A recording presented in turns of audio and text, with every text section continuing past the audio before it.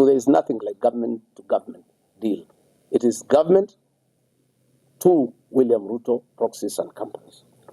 We also demand that Parliament remove VAT on fuel products. We are saying on behalf of the people of Kenya that is the irreducible minimum. And if there is no action taken on the part of William Ruto, we shall announce further measures to the people of Kenya to force William Ruto and the National Assembly to act in the best interest of the people of Kenya. Thank you.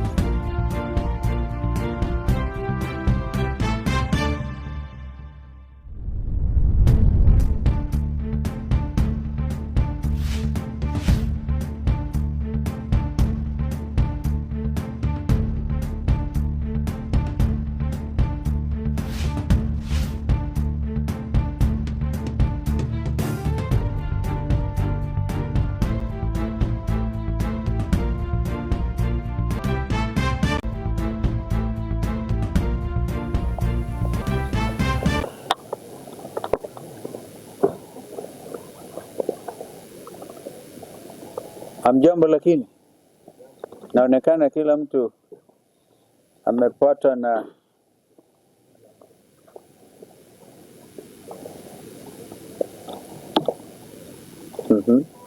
sikukamilisha my sentence deliberately. Ladies and gentlemen, we are here today to issue a very important statement.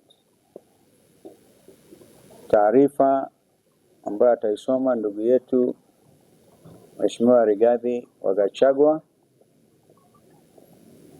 kwa niaba yetu sisi zote, kwa sababu hivi ninavyozungumza Wakenya wana huzuni mkubwa sana. Najua huku tulikuwa tukisema jamaa huyu aende one term, lakini wanaulizana hii one term jameni itafikika? Kwa hivyo we propose that we will have the statement delivered by the Honorable Rigathi Gachagua on our behalf, and we thereafter will have our colleagues issue one or two extra comments. And with your permission, members of the Fourth Estate, and because of the intensity of this statement, we would recommend that we do not have even supplementary questions, because I think we all need to chew this. We all need to chew. Your audience, which is the Kenyan people, we need also to chew exactly what we are going to issue today from the command center. Karibu sana, ndugu Rigathi. Thank you very much. This is a press statement by the United Alternative Government on the fuel scandal in our country, Kenya. Patriotic Kenyans, today we wish to draw the attention of Kenyans to one of the greatest fuel scandals in the history of independent Kenya. We have deliberately taken time to look into the oil scandal that has hit Kenya in the hope that the government of President William Ruto would be kind to the people of Kenya and save them from further agony. Little was it forgotten to us that Kenyans are on their own, and the entire energy value chain is completely a criminal enterprise under William Ruto. We wish to state as follows. On Thursday, the 2nd of April 2026, Kenyans were treated to dramatic arrests of former PA State Department of Petroleum, Mr. Mohammed Liban, Mr. Daniel Kipto, former DG EPRA, and Mr. Joe Sang, former MD, Kenya Pipeline Corporation. On 4th April 2026, a public statement made by William Ruto meant to hoodwink and fool the people of Kenya. He argued that oil cartels had been crushed to a halt. Further, he strongly stated as follows, that the international oil companies, IOCs, had not declared their inability to perform their obligations under contract. Yet we know that there was official communication requesting a contract review and price adjustment following the Middle East crisis. The other trio had resigned, yet they were forced to resign during the Easter weekend while still under police custody. That the three accused persons would be charged in a court of law for various offenses. The three international oil companies, IOCs, in the so-called G2G arrangements are Saudi Aramco, they supply diesel and super petrol; Abu Dhabi National Oil Company, ADNOC, they supply diesel and jet fuel; and Emirates National Oil Company, ENOC, they supply super petrol. These IOCs supply and distribute fuel through 6 hand-picked local oil marketing companies. But what was being hidden from the public was the real culprits of this scandal. The team leader of this oil scandal is William Ruto, Felix Koskei, and the abroad-based expert, the CS for Energy and Petroleum, Mr. Opio and I. And a local company, which is a nominee of the International Oil Companies IOCs awarded under the so-called G2G framework. While the crisis in the Middle East brought about the conflict of the USA and Iran, William Ruto saw a big business opportunity to fleece Kenyans, as he has always done. Kenyans will recall the Brazil maize scandal of 2009 when William Ruto was the Minister for Agriculture, and he was fired by the then Prime Minister, the late Right Honorable Raila Odinga. Truly, you can't change the character of a man. In the so-called G2G arrangement, Gulf Energy, William Ruto's proxy, via a letter dated 21st March 2026, addressed with then PS State Department of Petroleum, Mr. Liban Mohammed, confirmed their inability to supply fuel and triggered a delivery default. Note that Gulf Energy supplies 4 out of 6, or 67% of the monthly fuel cargoes, leaving the other 5 oil marketing companies to supply the balance of 20%, or 2 cargoes imported under the so-called G2G framework. Since the IOCs in the so-called G2G framework agreement could not evacuate fuel through Strait of Hormuz and had communicated their inability to perform their contractual obligations, triggering a delivery default, the 3 government officers invoked relevant provisions of the Petroleum Importation Regulations 2023 and implemented a government directive issued by the National Security Council Committee by the letter dated 9th March 2026, reference number OP CAB 3/55A, to explore and implement strategies to diversify petroleum import sources beyond single region, reducing dependency and enhancing national energy security. As such, the above decision was implemented. On 18th March 2026, the State Department of Petroleum, a meeting of the Vessel Alignment Committee, which was chaired by one Joseph Wafula, was held to review the supply position and replenishment plan.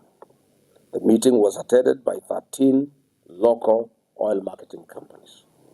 During this meeting, it was recognized that there is a likely shortage or supply of petroleum products, and in accordance with Clause 21, Petroleum Import Regulations 2023, the 13 oil marketing companies were invited to submit an expression of interest for the emergency supply of contingency fuel stocks for delivery on or before 28th to 30th March 2026. It is important to note that only 4 of the 13 oil marketing companies submitted their bids within the stipulated timeframe. The awards for the supply of emergency contingency stocks was duly awarded to the 2 lowest technically compliant oil marketing board bidders, with the condition that the supply required a quality waiver from Kenya National Bureau of Standards, KEBS. Note this was also in line with Clause 8.1 Petroleum Import Regulations 2023, an international best practice as seen in other countries who had relaxed fuel specifications following the effects of the Middle East crisis. Subsequently, by the letter dated 28th March 2026, reference MITI/CS/Volume 1/Waiver Number 3, signed by Honorable Lee Kenyanjui, CS Minister of Investment, Trade and Industry, addressed to the Honorable P.O. Wandai, granted waiver for oxygenates, manganese, sulfur, and benzene parameters in the KSES 158/2025. The following companies were awarded, who are the two lowest bidders: 1 Petroleum and Oryx. These were contingency cargoes with delivery dates on or before 30th March 2026. Their supply position was to provide fuel cover for 2 weeks, thus ensuring product availability during the Easter holidays. But where is the mischief of the oil cartels? William Ruto was well appraised of all these processes and procedures. All the directives were issued by the National Security Council Committee, chaired by Head of Public Service Felix Koskei, Ruto's errand boy. After William Ruto got a brief that Gulf Energy's bid was knocked out on technical grounds and the competitors had gotten their letters of award, he issued clear instructions that Gulf Energy bids be affixed to the procurement process and awarded with immediate effect. Gulf Energy submitted their bids 3 days later, on 23rd March 2026, after the awards had been executed. Their delivery was for the 8th to 15th April 2026, which was 10 days past the preferred date range of 28th March to 2nd April 2026. The bid of Gulf Energy was rejected by the Vessel Alignment Committee, State Department of Petroleum. This being William Ruto's proxy company that supplies 80% of monthly cargoes. He exercised political power. Characteristic of him, this is when the head started rolling. He knew that he had lost profit worth billions of shillings. Through remarkable architecture, conman attitude, William Ruto orchestrated a terrible propaganda that the fuel supplied was substandard despite the comprehensive compliance due process followed by the gallant then government officers. To date, the 3 arrested Kenyans, P.S. Liban, DG EPRA and MD Kenya Pipeline Company, have had no charges preferred on them. Why? They had no case to answer as they followed and applied the law strictly. The real culprits in this scandal are William Ruto and his broad-based expert, the Honorable P.O. Wandai. Concurrently and maliciously, on the night of 5th and 6th April 2026, as this drama was being executed, William Ruto dispatched a high-power delegation led by C.S. Wandai, Acting CEO EPRA, Engineer Joseph Okech, and other senior government officials together with Gulf Energy to renegotiate new pricing with the international oil companies, whose nominated agent is Gulf Energy, a proxy of William Ruto. These prices were negotiated in Dubai, and if you recall, that is why P.O. Wandai was not available when he was summoned by Parliament, as he was negotiating these prices in Dubai to take into consideration the profit of William Ruto in the new price structure. Kenyans now have to pay for the greed and business of William Ruto, not only on the pump, but across all sectors of the economy. Yesterday night, they increased prices of super petroleum by Kenya shillings 28.69 and diesel by Kenya shillings 40.3 per litre, a historic high since Kenya's independence. You recall 2 weeks ago I announced the price increase of 40 because I had information from the team that was negotiating in Dubai on behalf of William Ruto and his people. Following the April 14, 2026 price adjustment, Mr. William Ruto will earn a profit of Kenya shillings 5 per every litre consumed by the people of Kenya, or the equivalent of 2.5 billion Kenya shillings. from the 500 million litres to be supplied for the region's consumption. Since the inception of the so-called G2G agreement, Mr. William Ruto has earned a cool 30 billion shillings in profit from the supply of petroleum products to the region. During the COVID pandemic period and the onset of the Ukraine-Russian war, the then government of the day took measures to cushion the welfare of its citizens, whereas today the William Ruto regime has taken advantage of the Middle East crisis to load their profit on the local palm price to the detriment of Kenyan citizens. We have one question to ask William Ruto. The emergency contingency stocks were procured in accordance with the Petroleum Act 2019. They were done in accordance with the Petroleum Import Regulations 2023, the Open Tender Agreement Terms and Conditions 2023, and the Kenya Bureau of Standards waiver, and the Kenya National Security Council Committee resolutions issued on 9th March 2026. What crime have these three officers committed? Therefore, then, we demand as follows. Mr. William Ruto, leave being on top of the vehicles, as you have always done to lecture the people of Kenya. You must now make hard decisions for the future. Mr. William, this is the time Kenyans are demanding that you immediately stop living your dream and utopia and face reality and put Wanjiku first.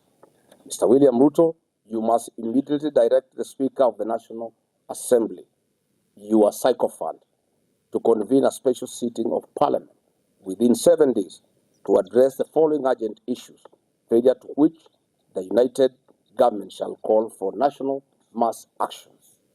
1, to cancel the so-called government-to-government petroleum framework, as it involves hard-picked oil marketing companies that represent the William Ruto interests.